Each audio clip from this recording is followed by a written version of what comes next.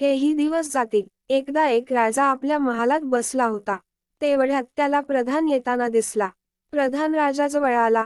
त्याने राजाला प्रणाम केला व राज्याच्या कारभाराविषयी दोघेही चर्चा करू लागले. थोड्या वेळाने एक द्वारपाल तेथे आला व म्हणाला, महाराज, द्वारावर एक संन्याशी आला आहे व तो आपल्या भेटीची वेळ मागत आहे.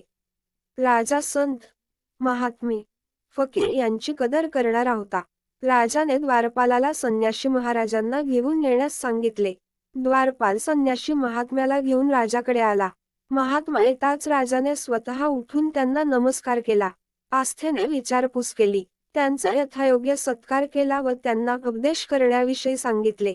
संन्याशी महाराज म्हणाले, राजन, तुम्ही तुमचे राज्य अतिशय उत्तम पद्धतीने चालवित आहात. सर्व प्रजा सुस्थितीत आहे, सुखी आहे, कोणाचे कोणाशी भांडणतंटा नाही. सर्व धर्माचे लोक आनंदाने राहत आहेत. अन्नधान्य, पशुपक्षी सगळ्यात बरकत आहे. हे पाहून मला आनंद वाटतो. राजा म्हणाला, महाराज, ही स्तुती माझी एकट्याची नसून माझ्या सर्व सहका यांची पण आहे. महाराज, ही स्तुती बाजूला ठेवून आपण मला भविष्यकाळासाठी काही उपदेश करावा अशी विनंती आहे. संन्याशी महाराज म्हणाले, राजा, सदा सर्व काळ एकच परिस्थिती राहत नसते. त्यामुळे तुला फक्त एकच वाक्याचा मी उपदेश करतो. तो म्हणजे, हेही दिवस जातील, एवढेच तू लक्षात ठेव. एवढे बोलून ते तेथून निघून गेले. राजा विचारात पडला.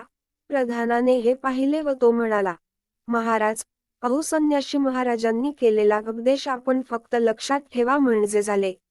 पण राजाची तगमग काही थांबेना. कारण एवढी सुबत्ता, समृद्धी असताना संन्याशाने आपल्याला हेही दिवस जातील असे का म्हटले याचा त्याला उलगडा होईना. राजा रात्रंदिवस याच विचारात गढून गेला.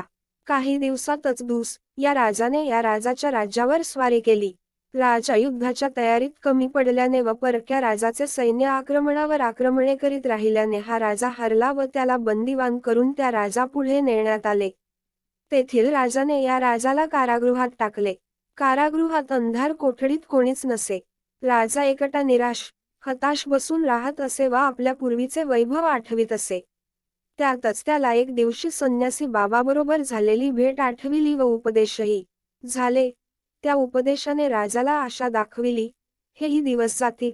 राजा निराशेकडून आशेकडे वळला आणि त्या दिवसापासून तो आनंदी राहू लागला. कारागृहाच्या सैनिकांना याचे कारण कळेना की कारागृहात कैदी म्हणून राहणारा राजा आनंदी कसा काय राहतो. त्यांनी त्यांच्या राजाला कळविले. तो राजाही विचारात पडला, हे कसे काय साध्य झाले.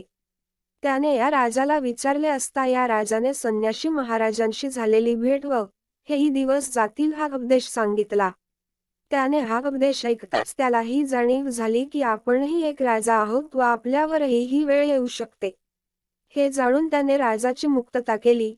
तसेच त्याचे राज्य त्याला परत दिले व मोठ्या सन्मानाने त्याला परत पाठविले. तात्पर्य, विचारांमध्ये ताकद असते. एखादा विचार मानवाचे आयुष्य बदलून टाकू शकतो.